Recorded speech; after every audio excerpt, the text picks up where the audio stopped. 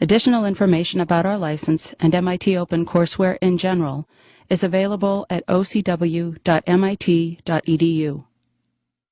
Okay, welcome to the second lecture in the CDD Spring Forum here at MIT, Department of Urban Studies and Planning.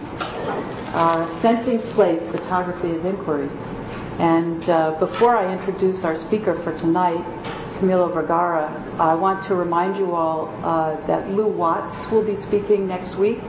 Lou is a professor at the University of California, Santa Cruz, taught at Berkeley for many years, and he will be speaking on communities of color, traces of history and culture, about his search tracing in both rural communities and urban communities the roots of African American history and culture. I've known Camilo Vergara's work for some time, since his book, The New American Ghetto, was published, but I had the pleasure of meeting him just after American Ruins had come out in 1999 at a conference at the University of Michigan in Ann Arbor. And we pored over his book, and it turned out Camilo had a rental car and was planning on going in shooting photographs in Detroit at the end of the conference. So we hooked up and took a field trip into Detroit, into the train station and the old Packard plant, and really some extraordinary places. Camilo has been photographing many different American cities for decades, in some cases from the same place, coming back to the same street corner or to the same rooftop, looking down on the same scene, and photographing the changes over time in Camden, New Jersey, in Philadelphia, in New York City, in Chicago, in Detroit, and numerous other cities across the country. He's won many awards. Most recently, he was appointed a MacArthur Fellow, and has many books. So if you get intrigued and introduced to his photography here tonight, you can see we have the new edition of American Ruins up here on the table, which you can take a look at afterwards. I won't go on and on anymore. Camilo lives in New York, and he'll tell you more about what he does and how he goes about doing it and why. His background, by the way, is as a sociologist. Well, Camilo. It's a great pleasure. Yeah. Well, I'm very happy to be here. This is my second time here. I was invited about 15 years ago, and I spoke. There was somebody teaching urban studies here that had run for mayor of Boston a couple of times. His name was Mel King, and he taught a course in urban history here, or urban studies. And there were two students who, I don't know where they had found out what I was doing. I don't think my book was out at that time, but I was doing some articles on different pieces, and I think something had come out in The Nation or something. And one of the students called Berg called me.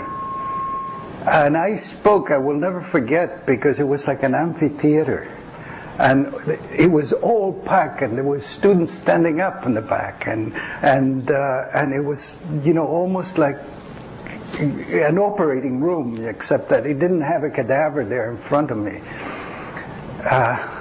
And it was a very exciting thing. I was tongue-tied, more than I am now, and but it was a receptive crowd, and it was a great moment for me. So I have very fond memories, and I'm happy to be here, and I'm happy to be invited here.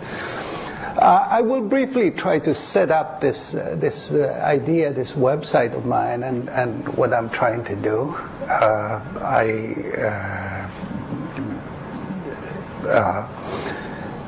What I was trying to do is what I used to see one of my professors at Columbia do. He would take a hand like this, and he says, here, put the two hands together. Then you make an image of it, an impression. So how do you take a city and through pictures you make an impression so that that city is reflected in the images that you take?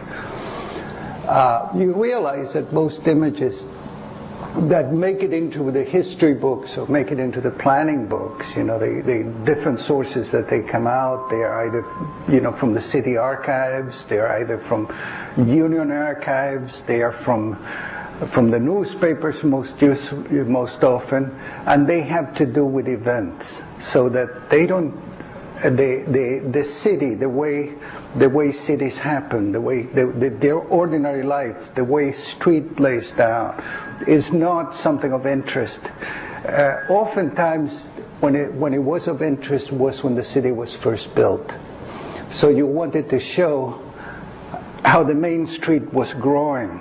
And oftentimes you use time-lapse pictures. I remember one time researching this and finding out Brazilian cities. And I had time-lapse pictures of streets of Brazilian cities that showed, how the developers were, how the city was growing and becoming, in fact, larger and larger and larger. So photography was on the side of progress and growth. And my interest has always been just this process of the decline of the American cities. What happens to the physical city as capital gets pulled out, as jobs get pulled out, and not replaced. At one time, for a number of years, it was the government that would step in. And then all kinds of programs would be created, which then in turn would change the shape of the city. But more recently, the government has pulled out. And one of the ways in which you can see it, if you take some of the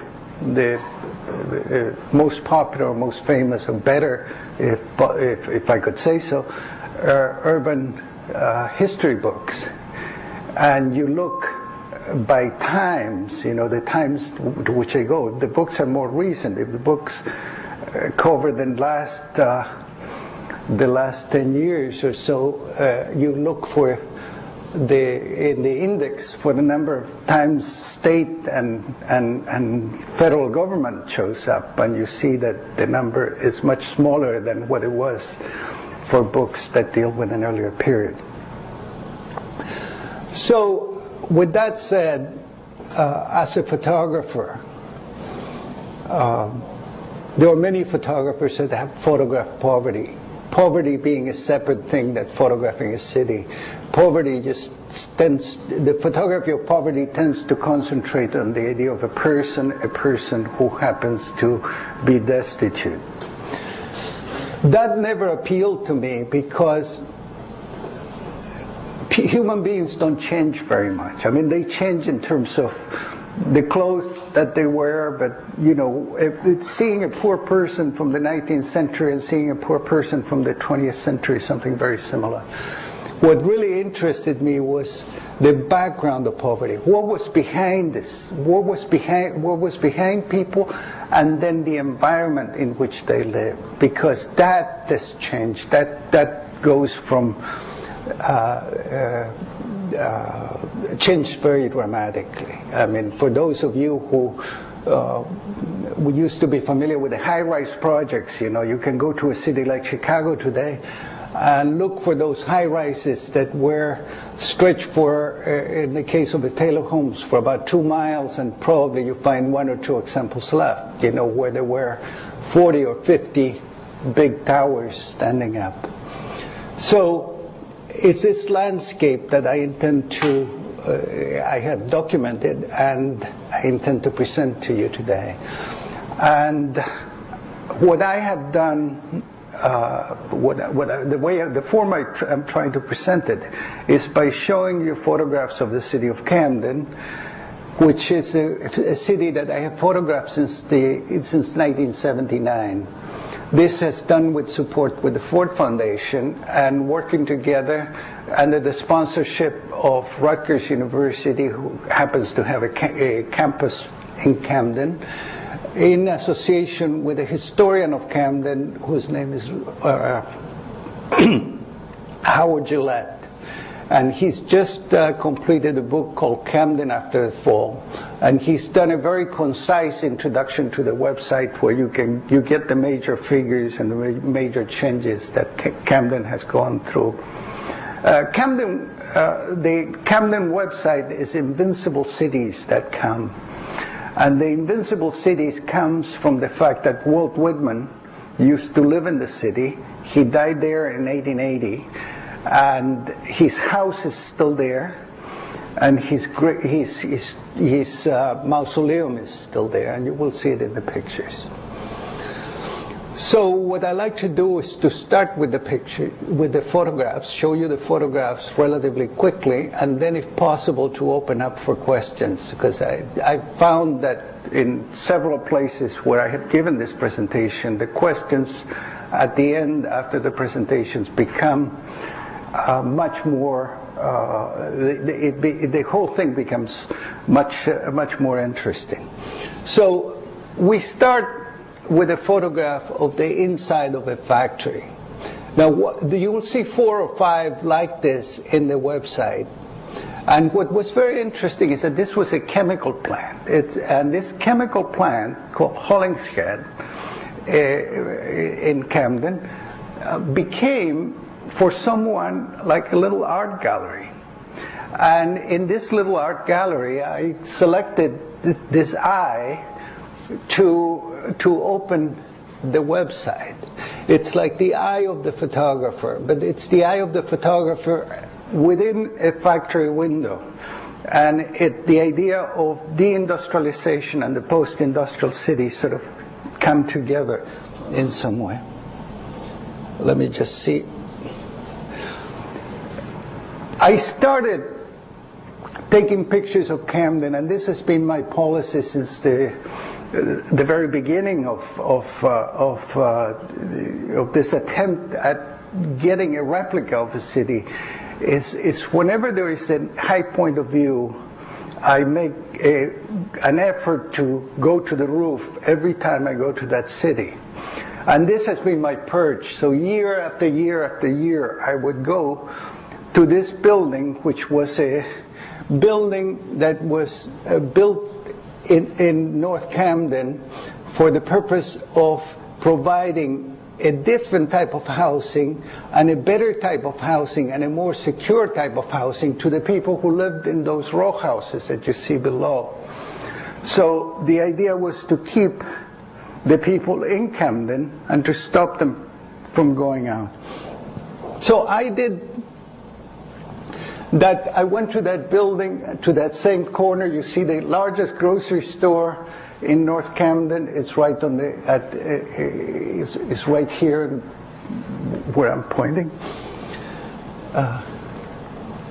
It's still there. The house has disappeared. They built some new housing was built by the river. The river is the Delaware River, and this center part of the photograph, that's almost all disappeared.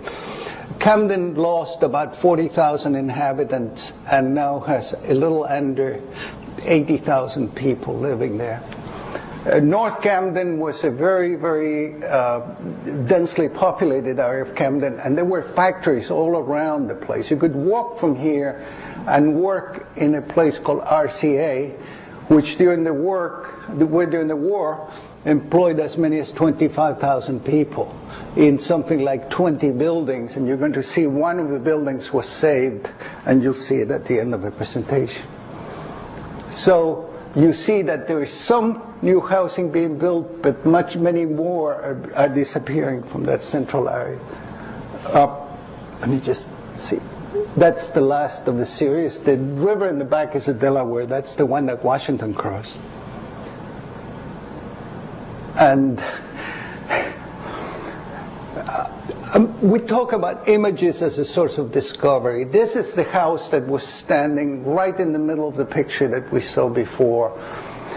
And what you see there is something that I had never seen before, and that is that children would go out, and I saw this more than once, and there was an abandoned house, and there was bricks that are falling, so that, you know, maybe because there was no place to play, maybe there was no gym, no other place. So one of the sports, one of the games that was there was throwing bricks at a standing block, at a standing wall, until the wall actually collapsed.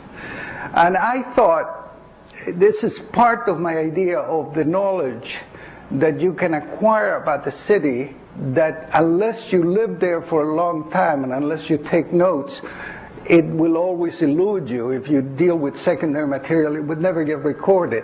Is that there is, if you were to take the time and to look systematically, you would find a whole series of activities that you won't see anywhere else, and this was one of them.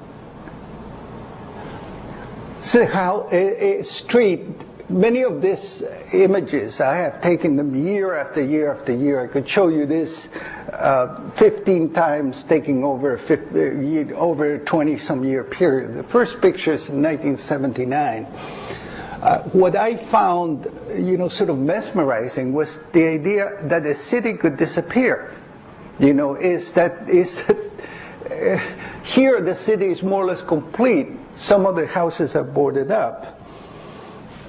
And there, the first picture is 79, the second picture is in 88. And then what I found that also very peculiar and interesting about Camden was that the sign that you see that says danger, Hargrove demolition, that this sign was everywhere. And then I found out that he had a website, and on the website there was a claim to have demolished as many as 5,000 buildings in Camden. And then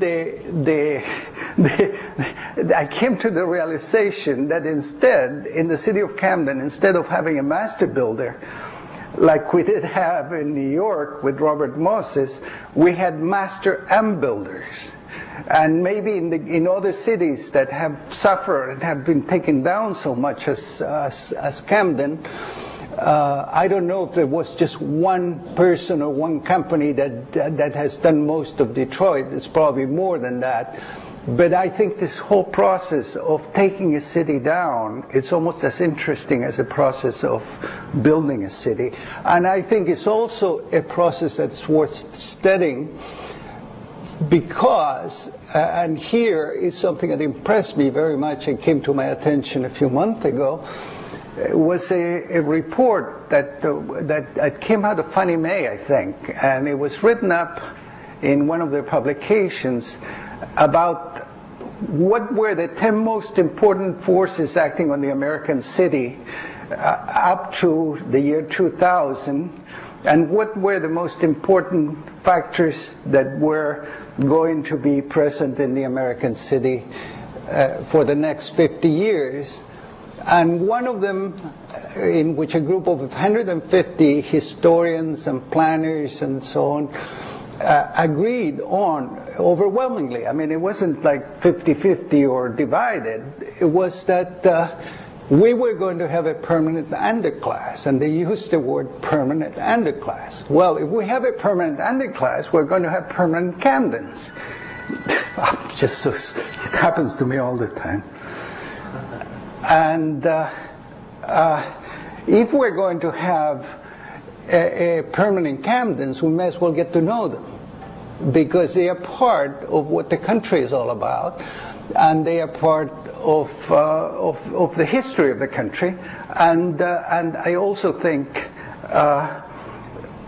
in some way, and in most of us, although you know, it's this sort of thought is very discouraging, this idea of permanence. I think in most of us there's still an idea that these extremes of poverty don't need to exist. Most of all in a city, in a country as rich as the United States. But that has been said too much. That picture was taken in '96. and that's what the block looks like right now.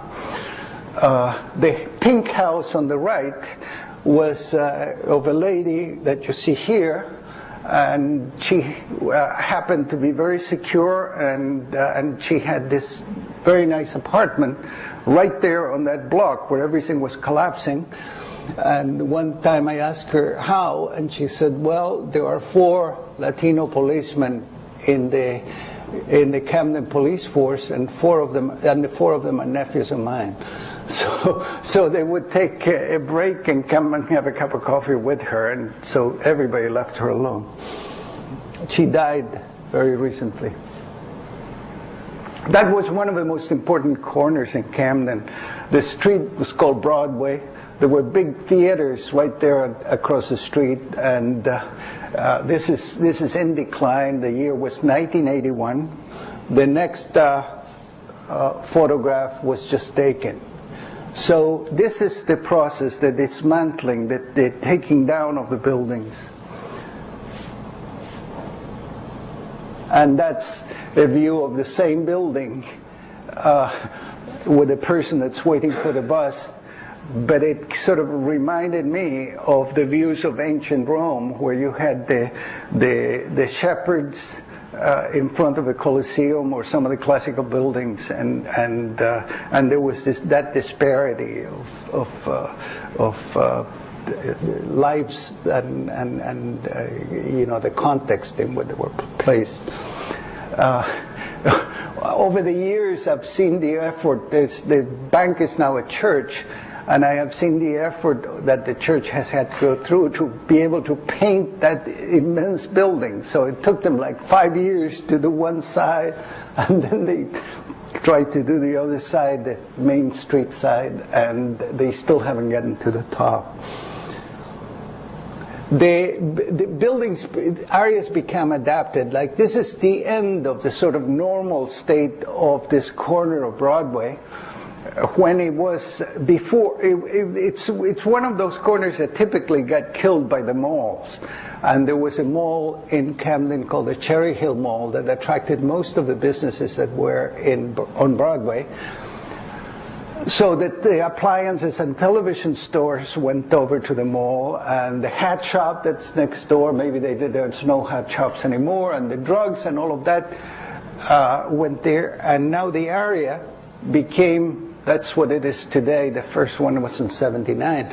Today it became more a sort of center for people who are down and out. So this has become the area where you find most of the shelters, most of the, it could be compared to actually to a repair station for human beings, you know, a place where you go when you don't have anywhere to stay, a place where you go when you're battered, or a place where you go when you have addictions. Again, in empty lots, sometimes you see these creations that develop sort of one piece at a time. And what this is a local Catholic church that went to one of the empty lots and put a cross there, you know, so as now that we don't have the state and the federal government to help us, we have to go to a higher power, and so they put this there, and then other people begin to bring their benches and their tire planters, and it becomes kind of a little sacred space that I continue to keep under observation. That's a church. It's of course the last of the row houses on this block, and probably the only one. And there you can see how it's the stoop that leads to that leads up. It's also used to lead to the house next to it. Again, another church. There's no shortage of churches in Camden. It's very cheap to get a building that you can habilitate and put a church in. It's also, the city is very insecure. Camden has, for 2 years in a row, was declared to be the most dangerous city in America. So you can see here that people don't take chances with windows and that sort of thing. This is an old church. This was back in '81, and it doesn't exist anymore. And that was a garage, and I went to service there. It's very, very long building, and you could see about 80 people inside of there. It's another one. And that's the back of yet another church. As you can see, I mean, the tragedy with the buildings like this, of course, if there is a fire, and people have to try to get out of it. And that's the last of an industrial neighborhood that was very near the New York shipyard, which was the largest industry in Camden, particularly during the war when they made ships. This huge shipbuilding complex. The whole neighborhood left. The church was kept. The church was originally a Ukrainian Catholic church. It's now a Baptist church. The sidewalks are all, you know, impassable. You can't walk the sidewalk, so people walk through the middle of the streets. The churches that were built by the old immigrant communities are still standing, like that one, but that one just recently lost the cross.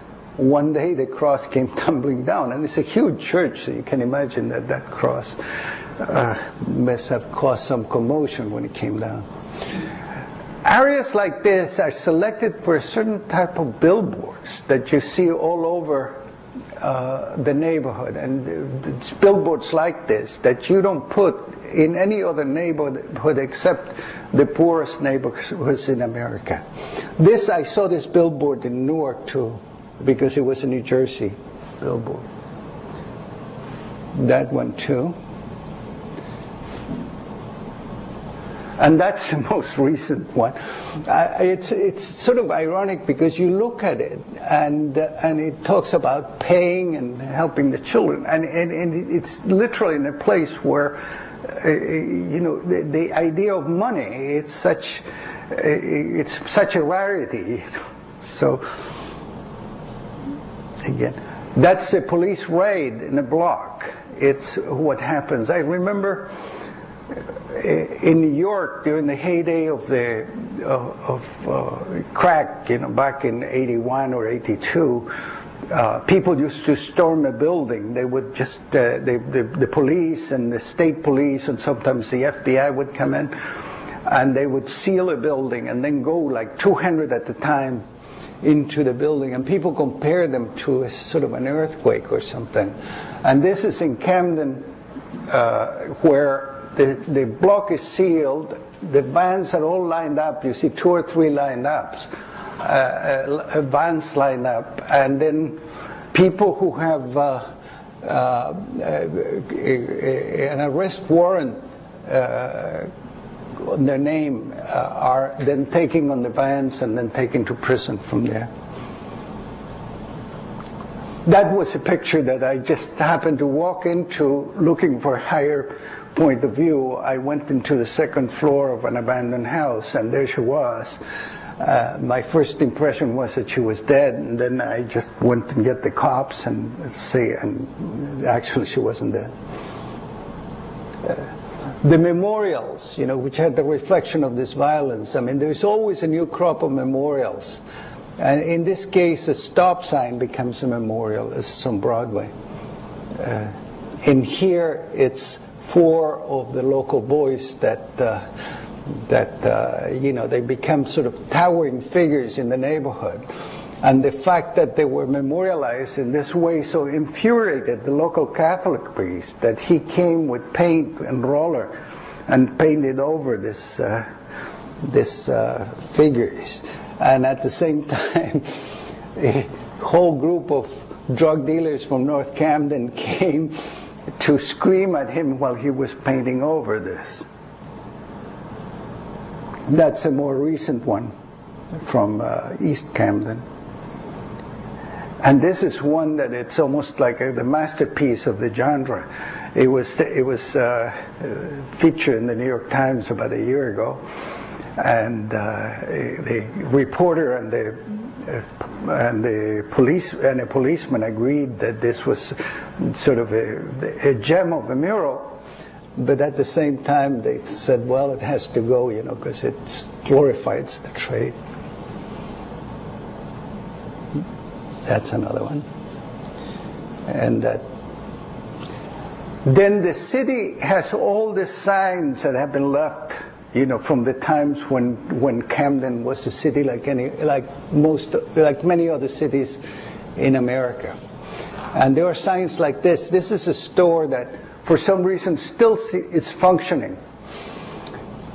But many of the other ones have disappeared, and they have left their signs there. Some of the companies and some of the logos have disappeared. Right? That's Christopher Columbus, that was put in a city park by the Italian community. And then there are the signs of the old, that connect, that tells, we were once a great city. We had great bridges. We had great buildings. And that's the Ben Franklin Bridge. That's one of the piers of the Ben Franklin Bridge that says Camden. That's the house where Walt Whitman lived. Back in 1984, you can see it had an abandoned house right next to it, and it had a vacant, one that was a crumbling ruin, and another vacant house that was later fixed. And later, across the street from the Walt Whitman house, they put the Camden County Jail. So it's sort of, one can't help thinking, of what would Walt Whitman have written if he was still around. That's where he's buried in the cemetery. And surprisingly, his mausoleum is one of the buildings that has changed the least. But his intention from the very beginning was to build something really rugged and rough that would last forever. In 1976, during the bicentennial, there was a debate in Camden. And I'm the reporter of that debate. The debate was, should we join the bicentennial? And it went back and forth between the teenagers, and they said, what's there for us to cheer about the bicentennial? We still were slaves for another 100 years. And then at the same time, the city of Philadelphia was preparing itself for a great celebration. They had the tall ships coming, and they had the fireworks. So that spirit of celebration got into the students, the high school students, and the city gave them some paint, and they started putting a series of motifs that are very crude, but to me this is very revealing and very moving. So you see the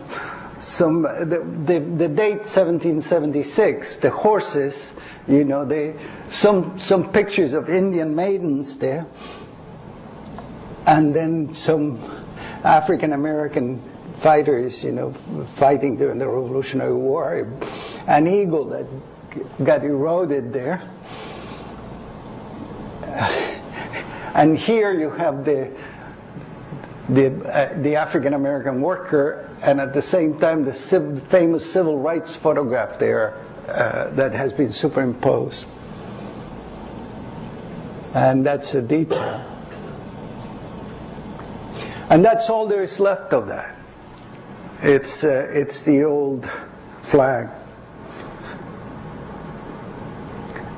This is another one of the photographs that was found that was taken in the same factory where the first picture was, and I think it's a play with the Statue of Liberty.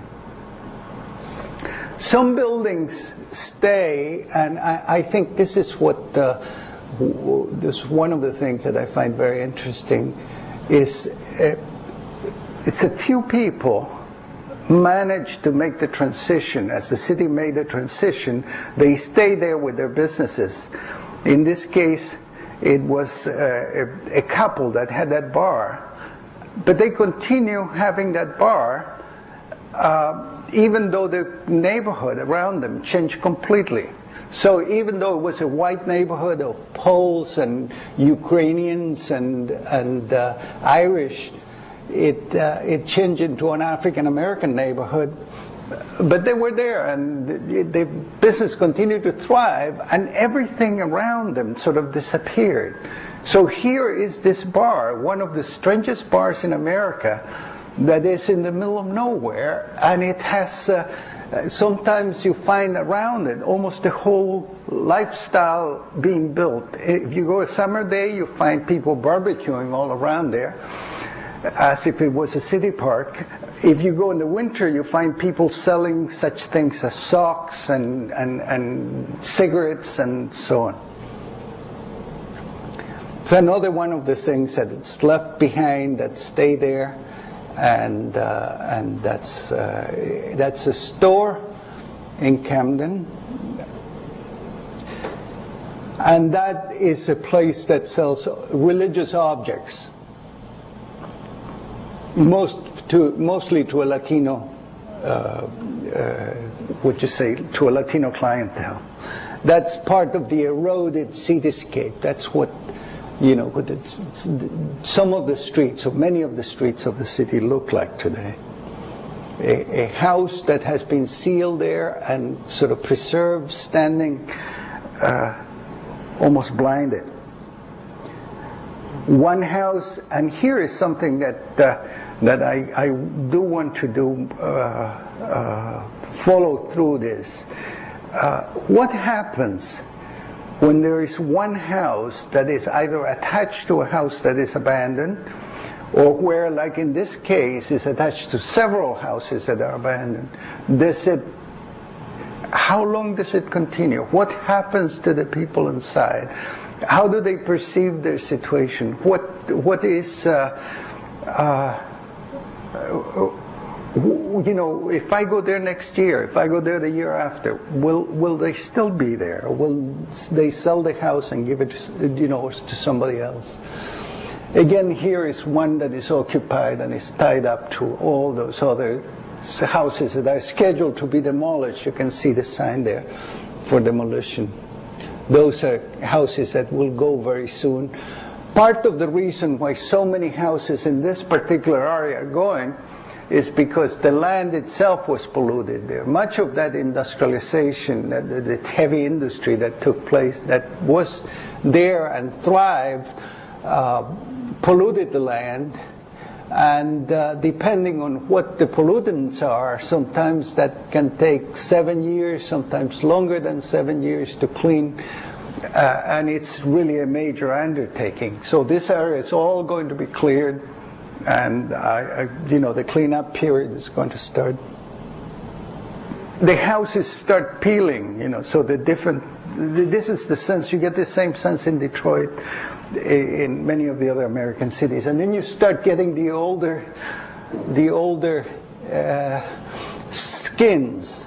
You know, I think of this almost as a, you know, having an X-ray of the of the house, where you almost can date all those skins. You know when aluminum siding came. You know when this other asbestos siding, or you know, all the different sidings that were around in the 30s or the 20s.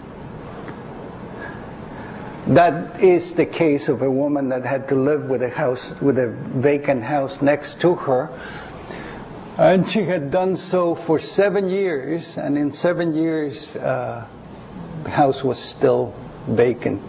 That's the house next door had recently been vacated. An elderly lady lived there, and she got too old and she had to go to a hospice, and of course the house was burnt. But next door, they continue to live there, even though it's wide open.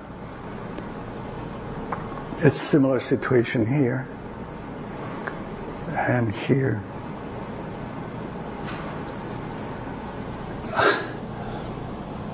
I don't have much to say about this. I mean, the man, he has a job, he goes out to clean hotels in the surrounding areas of the city, and then he comes home, and this is his home. and he's doing some cleanup and some painting efforts that go just part of the facade. That's another example. The institutions too pass a certain point. Up to a certain point, they were like the institutions anywhere in America, and then they began to be built in styles that were only adapted for the inner city. And this is a case of a school. You know, I'm sure that if you go to some other cities, you know, that are more affluent, you won't see schools that look like this. And the irony, of course, is that the schools put this big flag there. That's another example of a school in Camden. Some of them may have been adapted. It may have been that the style, it's a style that was built in the 60s when they still thought that maybe this situation was not going to be permanent, and then they put those metal cages on the windows afterwards. That's a sign from another one of the schools. That's a daycare center, also from Camden.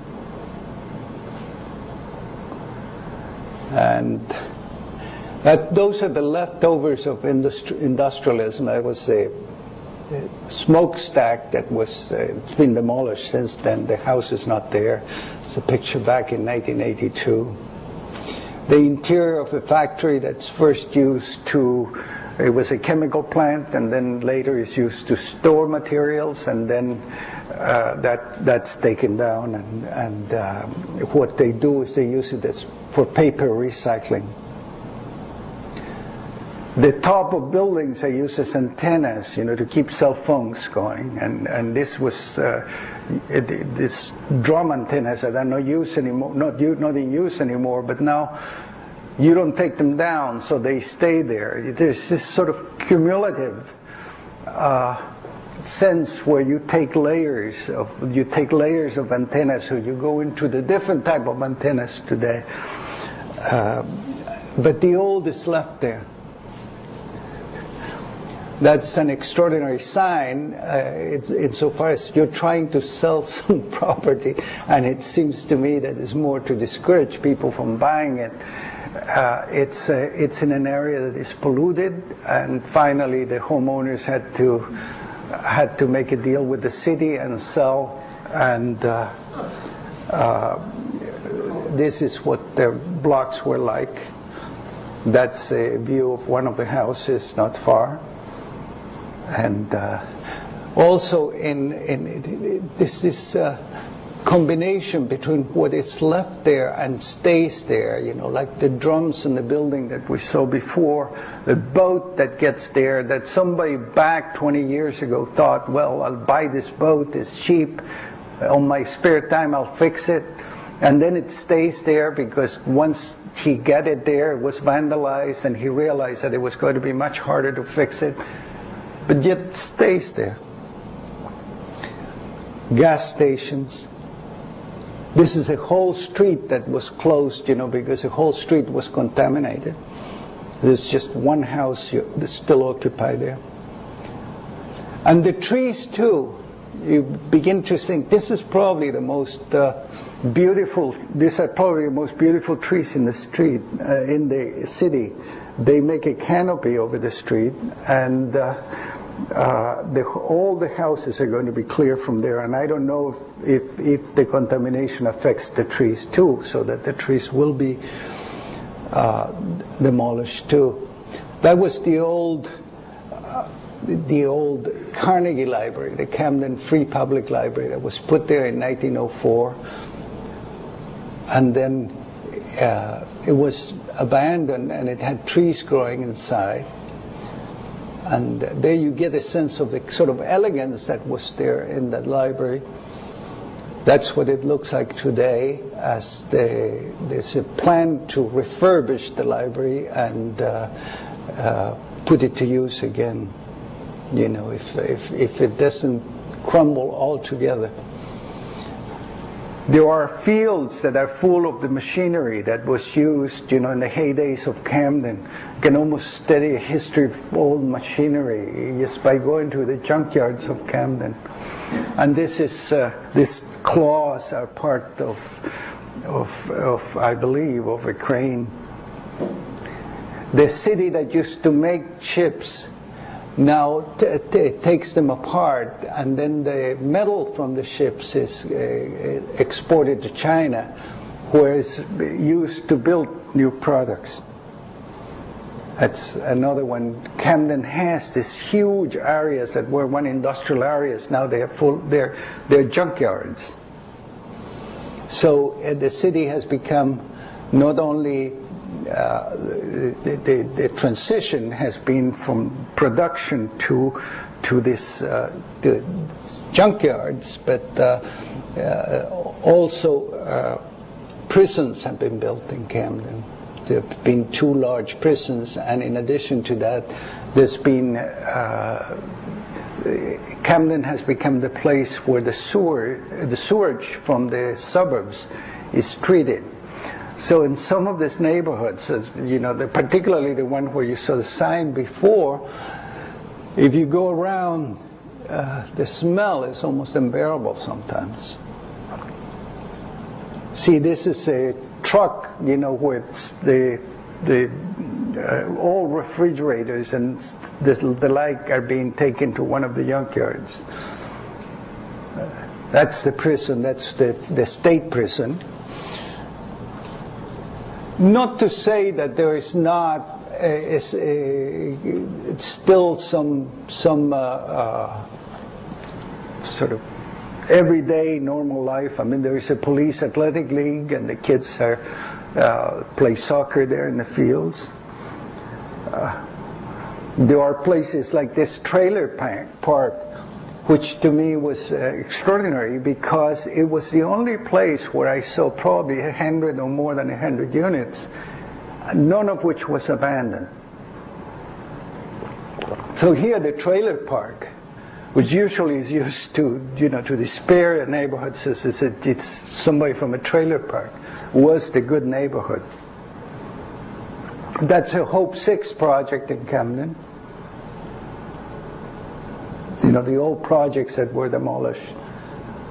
And near the waterfront, near the Delaware River, and very close to downtown Philadelphia, a number of buildings, some of them historic buildings, are being fixed through a recovery program that put something on the order of $170 million from the state to be used to do such things as an aquarium, an expansion of the aquarium, some industrial parks, a center for performing arts, and so on. And this building that was then fixed, this was the headquarters of RCA in Camden. A building famous because it had the logo of the company on the top of the tower. And then it was allowed to deteriorate, but then it was fixed, and with $50 million of government help. And now it's a success, because the trip to Philadelphia takes 10-15 minutes to downtown Philadelphia, and there's like a security cordon around. It's like recreating. It's like creating a wall, 2 cities separated by a wall. That's the aquarium, the entrance to the aquarium, which is now run privately, was built and paid with public funds. On the edges of Camden, you see an immigrant presence, as you see, in this case, you see Vietnamese people, and they have a couple of Vietnamese restaurants as well as a pagoda and several businesses. Also, Mexicans are starting to come to Camden, and this is also in the periphery, and this is one of the restaurants. And this is so what I'm trying to show, that some of the elements of recovery, have to do with the presence of the immigrants that are coming in. At the same time, you have the other recovery, which is the state-sponsored recovery, which is creating this separate section of Camden, and which brought, among other things, the battleship New Jersey, which you see there. And the city of Camden bid for it, and they finally got it, and that the idea is that it attracts visitors and keeps the city, the visitors will spend money there, and that will keep the city alive. So I'm very glad to have spoken here. I hope that this was of interest to you and that you have many questions, and I hope I'm able to answer them. I'm particularly happy to see my friend Keon Park here, with whom we go a long way, and we worked together in Detroit, and we did a show on Storefront of Art and Architecture in New York, which he used to run, and I'm very happy that my friend Anne brought me here and be able to talk to you. So let's see if you have some questions, and let's have a discussion.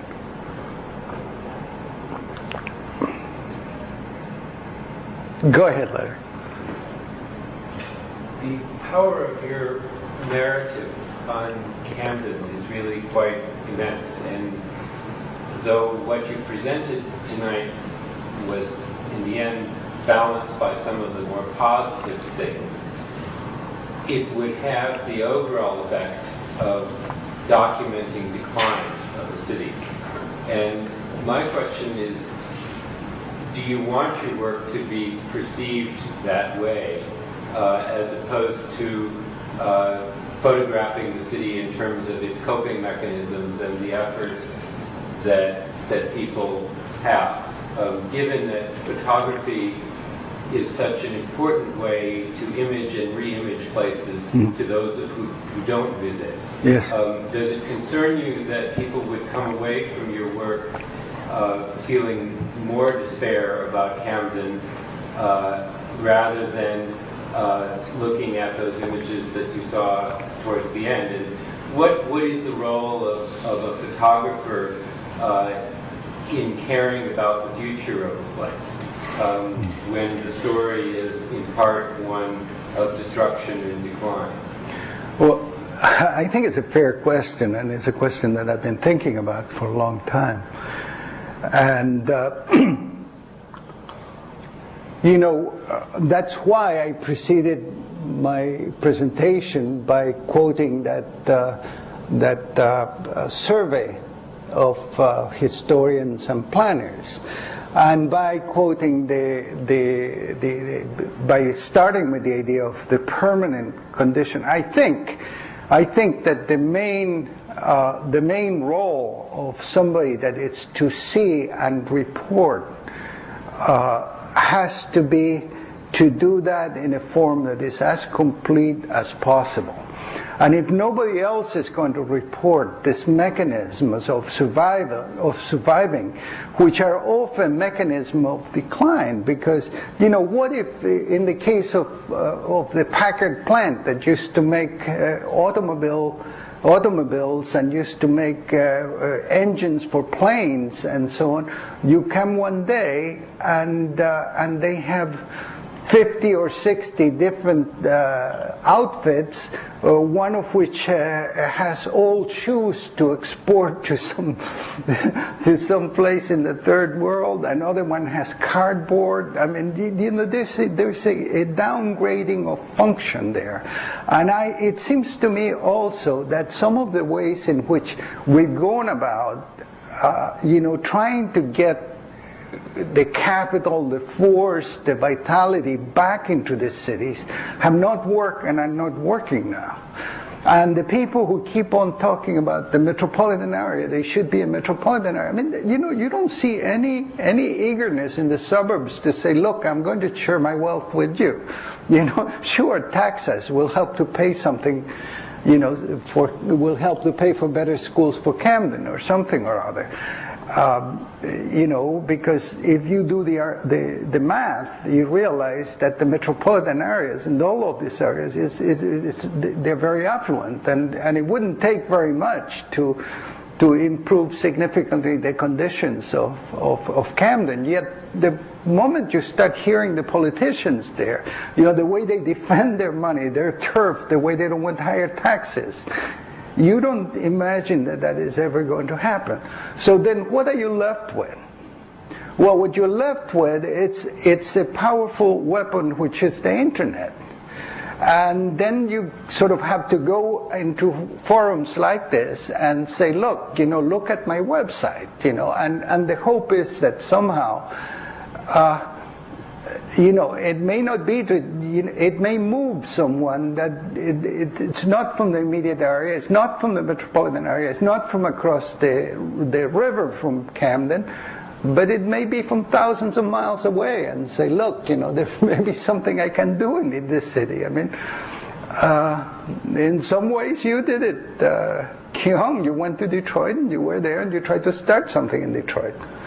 And I don't know. I mean, I guess there is a new crop of human beings here. They're in their 20s and they're from all over, and some of them may see their future or part of their future involved in places like this for whatever reason. I mean, because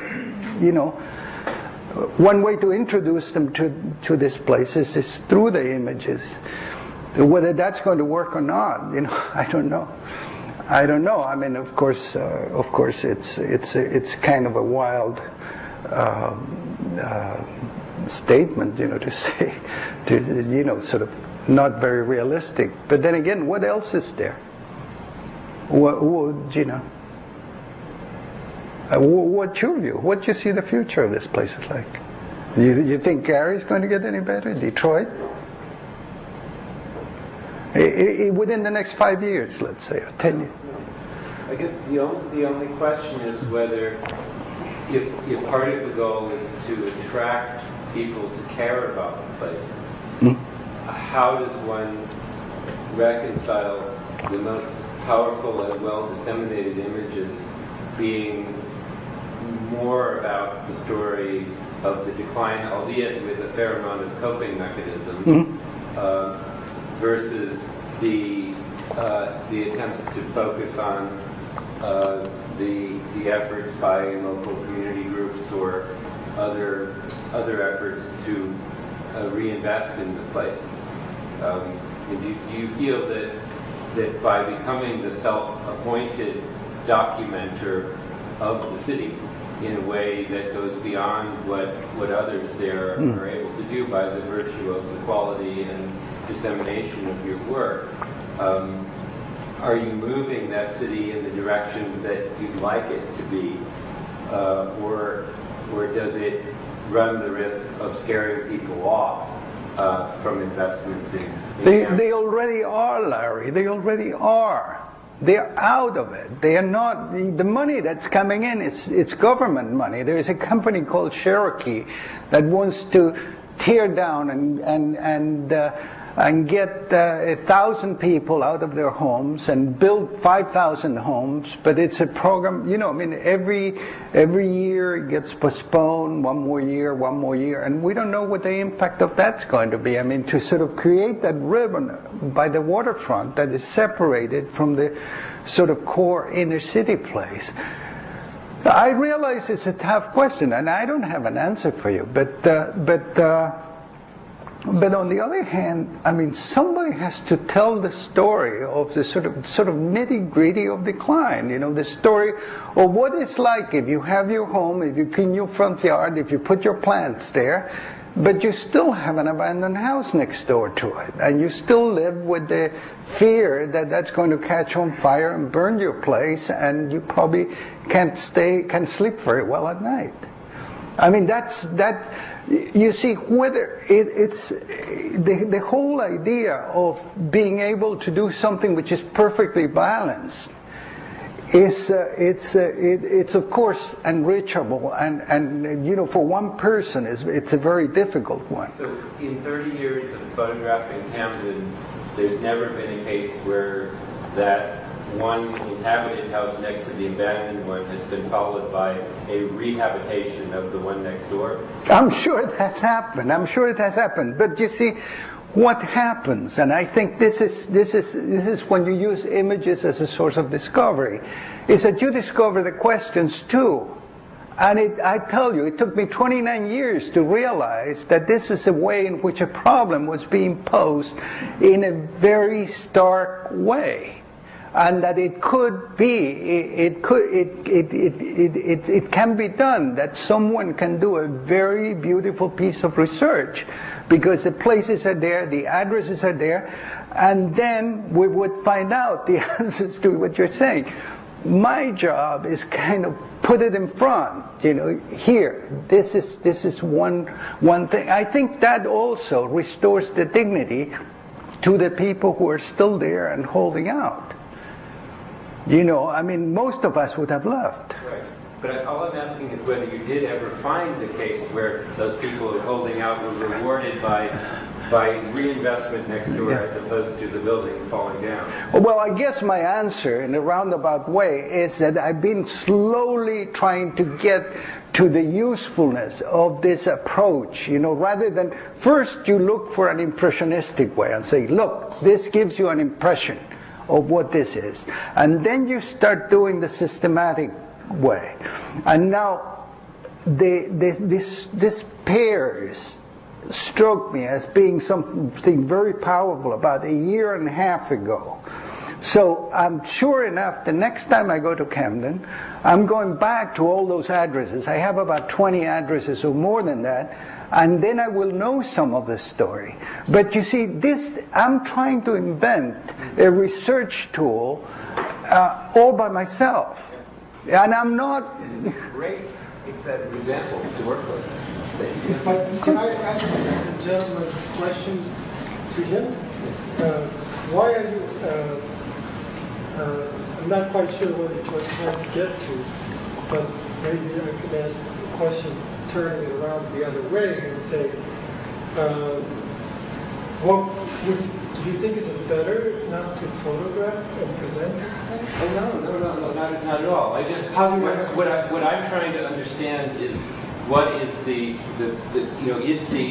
is it all in one direction, or is there a selection in what is documented that is meant to tell the story of decline, and what happens to a photographer that is confronted with contradictory evidence about some things moving in one direction, some things going the other. It's no problem about the contradictory material, because it does go down and the other way. Let me jump in on this, because I think that, to me, the most poignant images among the most poignant images that Camilla showed are these recent ones of these pairs of houses where someone is caring for a place in the face of all of this devastation around them.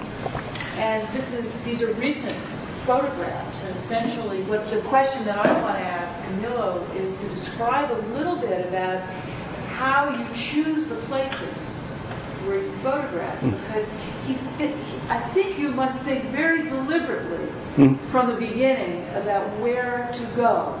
Because don't forget, he started 30 years ago? Started 30 years ago, he had to make some decisions. And so how did you decide where to go? And then how did you then branch out after a while and start finding other things like these pairs of houses? Well, you start because you want to show what extreme poverty and the environment of extreme poverty in the United States, urban poverty, is like. So you figure, it's like Jacob Riis. So Jacob Riis goes and photographs the lodging houses the apartments where people do piecework, where entire families live in one room, the alleys where the bandits are, the child labor, all of those things. The difference is that Jacob Riis thought that he, through his images, could bring change and could bring the abolition of types of buildings, of overcrowding, create sanitary conditions, create a healthy environment. The difference is that we've seen these situations in some ways get worse over a period that by now I take it to be about 50 years. So it seems to me that the strongest representation that you can make of this thing, the sense, and I'm really, you know, I mean, I think you and I are sort of past, you know, you know, and I think I'm addressing the 20-year-olds. I'm addressing the 15-year-olds if I could. I mean, if I have to go, I said, look, this is here. They tell you, this is your country. They tell you this is going to be permanent, that it's going to be here for the rest of the time you'll be alive. Do you think it's right? I mean, I don't say that thing. You'll never catch me saying it unless you kind of press me. But I think that it's my hope that that is going to get some sort of a response. You know, and maybe not, you know, maybe not. I don't know. Let me just get one more and then you can. Go ahead. There was an exhibit last year in Berlin on shrinking cities. Yeah. And they documented 500 cities that were in decline, post-industrial cities. So it seems to me that it's a global phenomenon, that it's part of advanced capitalism and yes. something that's happening throughout the world, and I don't know whether there's a clear analysis of that.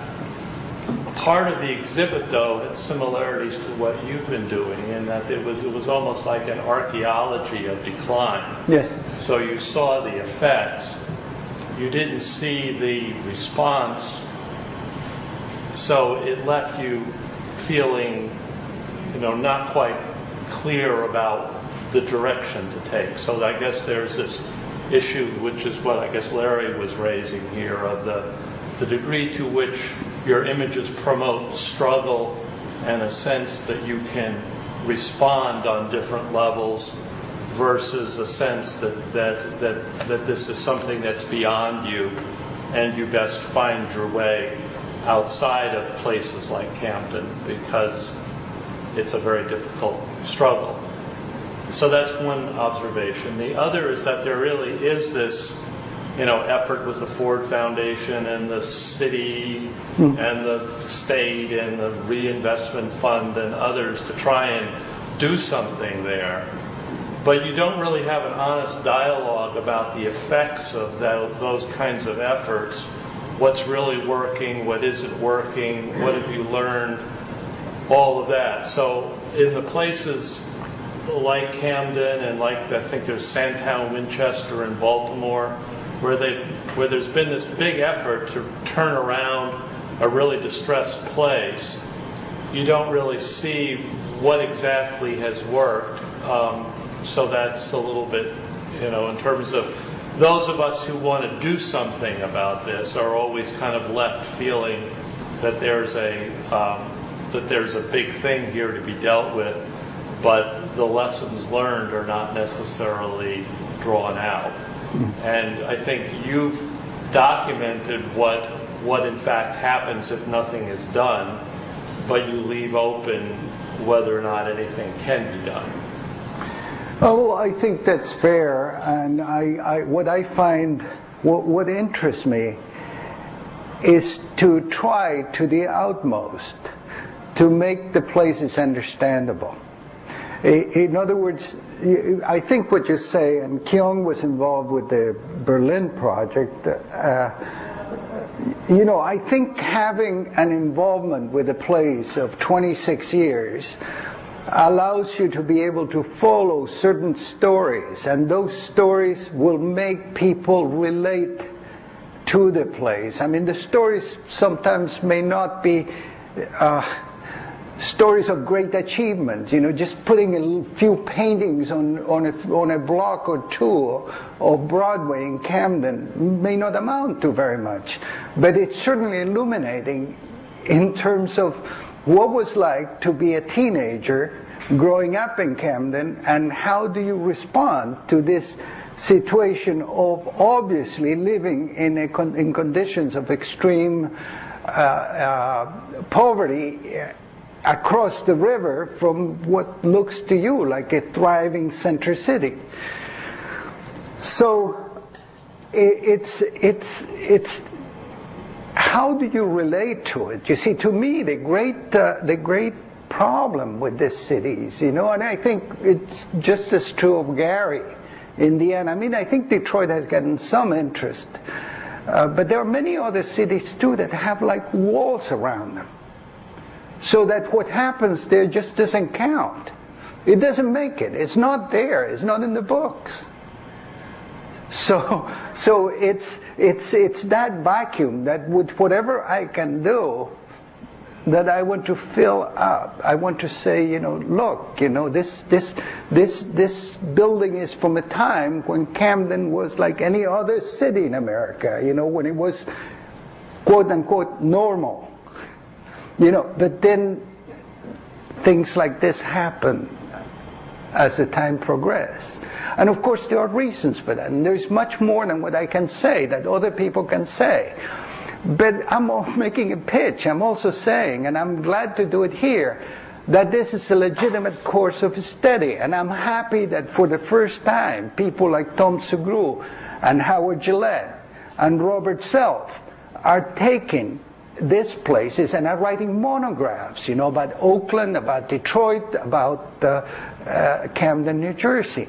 And they will be there will be something that you cannot put a wall around, because we're very good at putting walls around things.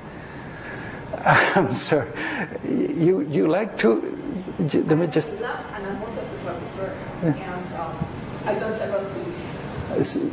And I definitely agree with you of the importance of being able to see and feel the marks of the city over a period of time. It's not something that can be done overnight. People want to do it as a complete dedication. Yeah. Took me 15. I've done the city for 15 years. I've done Berlin for 10 years. So, and what's happening is not only that we're seeing the decay of cities, but we're also seeing the booming of cities. Yeah. I mean, as we speak, there's 14 cities being born in China with 4 million people as it is. Oh, sure.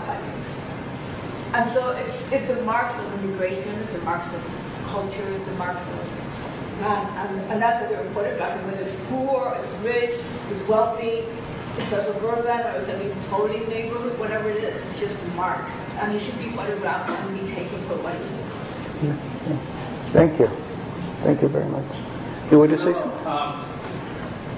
During this period of time, did you really sense that the decay happened at different rates as it went along? Was there one period where it just really hit? And also, is that coincided with other cities across the country, so it was really a moment in time where this really took off? And do you feel like now that it's sort of in remission a bit, or it's slowing down as far as the rate of decay? Welcome. Sorry, I haven't seen him for several years.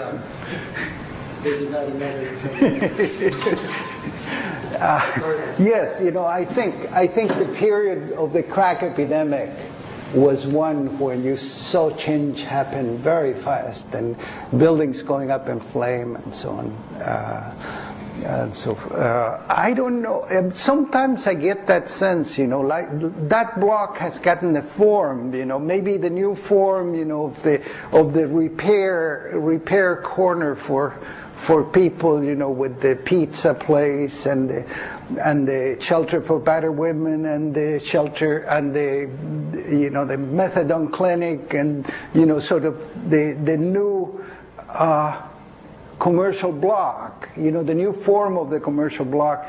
You feel that at one point that is, maybe it's going to be like that for the next 10 years.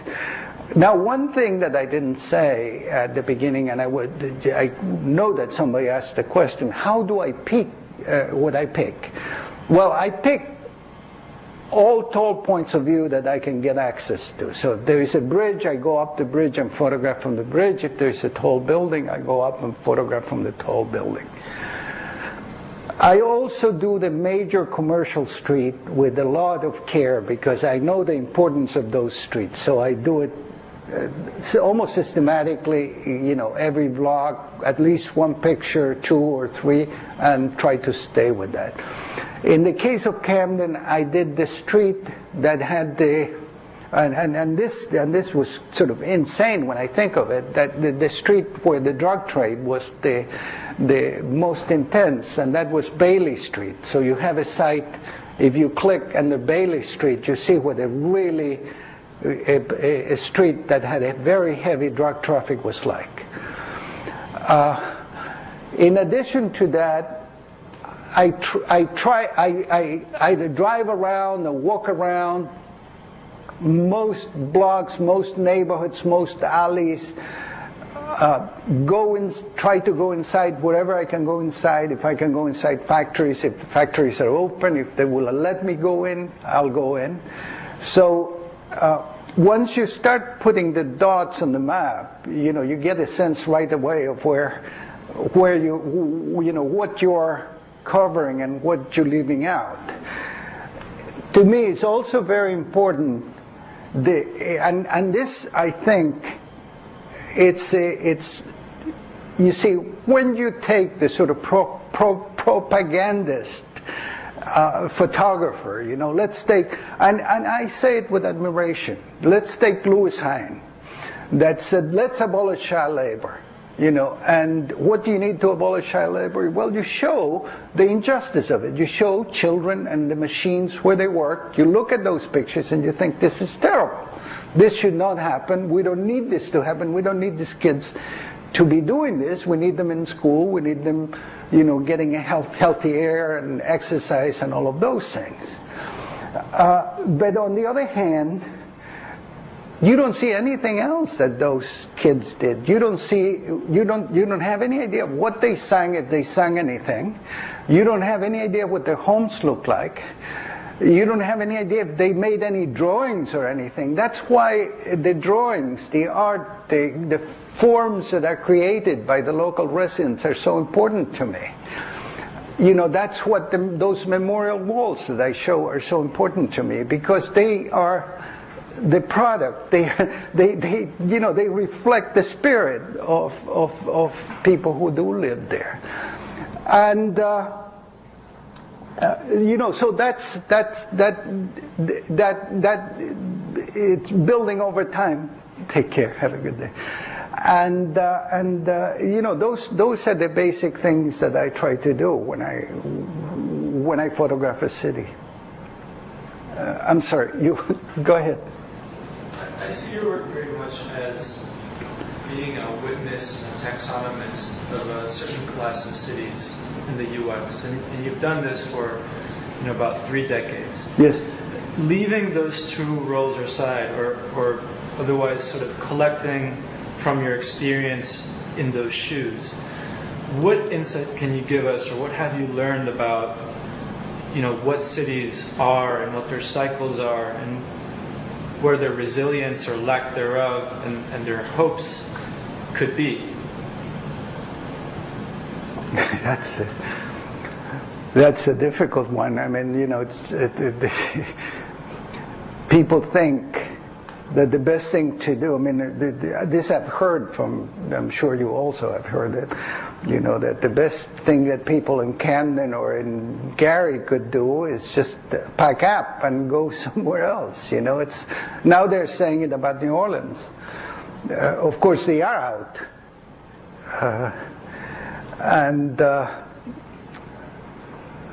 You know, is there a point where cities actually become a liability for the people who live there? I mean, it's a heavy question. You know, we always thought that cities were such a positive thing. you know, that city is the crowning glory of civilization. It's the place where the mind can function, you know, with most intensity, with you know, human beings become engaged, and then see them, you know, really as dead places, you know, places where you should encourage. But then, you know, the other problem really is that we have no place for the people who live there, even if they wanted to get out of there. Where would they go? You know, can you imagine all the set of problems if they went to the more affluent South Jersey suburbs, you know, people who live in Camden, and said, look, we're here, we're willing to move out of Camden. What would happen? I don't know if this at all answers your question, but it's an important question, and it's important to think. And I think, to me, I mean, I think as long as you can keep your mind interested and focused into different aspects of this city, as long as you can keep that the process, that the changes engage you as you know, either by going to the website or by being able to read it in the city itself, you know, there is a possibility. I think the really dark, you know, hopeless, you know, moment is when you say, well, there's nothing here.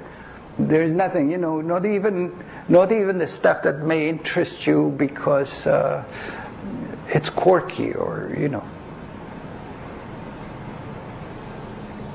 I don't know. Anyway, go ahead. I have a question about how you take pictures of the places that you take pictures of. And one of the things that I noticed tonight was that, and in one of your responses to the questions, you mentioned it, and I won't rephrase it exactly right, but basically saying that you're not interested in events per se, but in longer term changes over time. And so I wonder, but some of the stories that you told talk about things that happen in those places. So I wonder when you're in Camden, whether you take photos of political rallies or church services or parades or the police arresting someone, or, you know, the kinds of images that we think of as like a photojournalist image that goes up on the front page of the newspaper, or shows up on the evening news, or that documents a story of a community of people, you know, an ethnic pride parade, or the MLK Day parade, or things like that. So my question is, are those events that you attend, but you're interested in showing other kinds of views of the built environment of the city, or are those images that you take, but then when you edit and you decide the story that you want to tell, those are ones that you tend to leave aside and instead focus on the slower pace of change in the built environment? Well, a policy that I consciously took from the beginning of my documentation was to sort of leave to others what others were already doing. So since I lived in New York, there was plenty of poverty in the Lower East Side, but there were plenty of photographers that were photographing the Lower East Side. Why do you want another one? You know, so there are plenty of photographers that do those rallies, that do those festivities and so on. They don't do the, you know, the sort of drug, or they may do it too. You know, they you know, when they cordon off a block, like the picture that I show you, or the picture of a drug addict on the floor, which, you know, you could tell me that was an extreme abuse of privacy, which it was. But I don't have, how can I say it? It's, there is a division of labor. I mean, those newspapers do take those photographs constantly, and they usually give them to the university. So Rutgers Camden at one time will get all the files from the Courier Post, and they will have the 80,000 pictures or 100,000 pictures, and they will get a big write-off for taxes, and they will have a huge number of photographs of precisely those things. I don't know how well, how can I say, identified they will be. I mean, mine are, you know, I made sure that they are very well identified by place and time. And if there is anything else to add there, I put it there. And if there's anyone to ask any question about what's happening, I ask there. But that's the reason why you don't have those photographs there. I figure if that's going on, I mean, you see, there's a basic idea here. The first time I spoke as a documentary photographer ever was at the Museum of the City of New York. And I show similar pictures of this, mostly from the Bronx. And somebody stood and said, "You call yourself a documentary photographer? You show us a bunch of pictures of buildings." He says, what is this?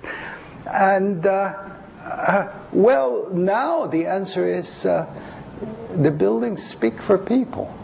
You know, you can see the hand, not just of time, but also the hand of people in the way the environment changes. We just have to learn to read it. Go ahead. I wanted to ask, are there any other northeastern cities that you might parallel Camden with? And if so, you know, what cities are they, and have you seen, how many parallels have you seen? Because to me, Camden almost seems more like one of the Midwestern cities. Yeah. I think it's become isolated, and it's, you know, if you look at Philadelphia and Baltimore, like in the early 80s, when there were just massive problems and such a huge part of the city was, you know, ghetto, basically. You know, Camden's never, Philadelphia and Baltimore have started to come back, and Philadelphia has really come back, but Camden is like this isolated place that it reminds me a lot more of Midwestern cities. East St. Louis really and so having trouble recovering and revitalizing. Well, you know, I think there are parts of Philadelphia where I feel like I'm just in Camden, you know, in North Philadelphia and parts of West Philadelphia like that. I could have shown you some pictures of Philadelphia scenes. Yeah, Camden is extreme, and I think it's important because it's extreme, and I think it should be shown, you know, with as much, how can I say it? You know, they always told me not to use biological analogies or medical analogies, but if you wanted to show the case of something that's present in the body, you know, you want to show it in its maximum expression, you know, where it's strongest, because there is where it's easier to understand. If you can do that, I mean, and the United States doesn't have a lack of places like I mean, Benton Harbor is another. The big places, big parts of Chicago, and now there's the number of suburbs in the south side of Chicago that are very much like this. Robbins and Harvey and so on and so forth. I mean, the list is long. So it's not like I'm singling the one terrible place. And certainly Detroit it's another story. So I don't know. I don't know to what extent. I don't think Camden is the exception. Camden is but I also think that through Camden, you know, the whole theme, this story may become, you know, more poignant, more, you know, may draw people in, because it's extreme. Go ahead. Your work sort of essentially has to do with deep time, and in that sense it's sort of different from the instinct of photography to capture a moment, a great shot, or something like that. So my question is about when you choose to photograph, really over the last 26 years, of whether there is some significance to taking a picture in 79, and then in 88, if I'm correct, and 96, and so on. Do these points in time have some significance? And also, when you go to a place, you talked about what you choose to photograph, but then is there a time of the month, the year, or even the time of day that you choose to photograph at, as opposed to, do you try to avoid something? If you try to avoid events, which you already talked about, so you may not photograph when there are events? Well, what I try to avoid the Chamber of Commerce. I think you attribute too much to, to sort of will. I mean, I don't have those choices. I started Camden because I had a chance to get a job for the state of New Jersey, and I was working for the energy department, and I managed to convince them that to create a position for me that would involve getting me to the most depressed cities in New Jersey. Because I sort of said, look, we don't have a presence in Camden, we don't have a presence in Patterson, we don't have a presence in Trenton. And so I had a state car, and I had the possibility to organize meetings and so on in Camden, so I had a chance to photograph there. So I could only photograph when I had meetings there. I couldn't just say, look, the weather looks perfect, now I'm going to, go and take these pictures. And the years, oftentimes there are many more pictures than what you saw there. But I just selected those because those shows change in a more clear way. It's the choice becomes a problem, because obviously the people try to, they tell you all the time, I mean, you're following your instincts, you're expressing yourself, you're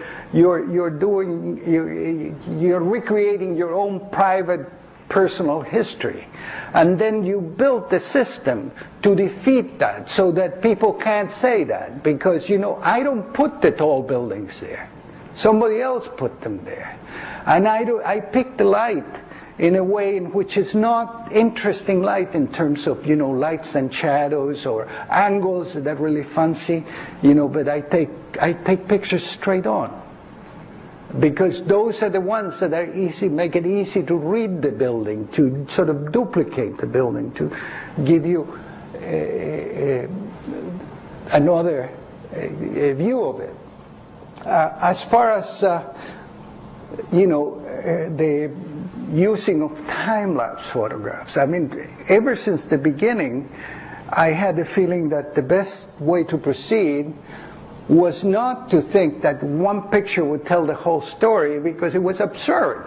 I knew that this was insane to try to take, one picture of this building or one picture. I thought from the beginning that pictures were like building blocks. And if you wanted to build something, you needed to take a whole lot of them, and a whole lot of times, and then you get a sense of what was happening, and could engage others in that.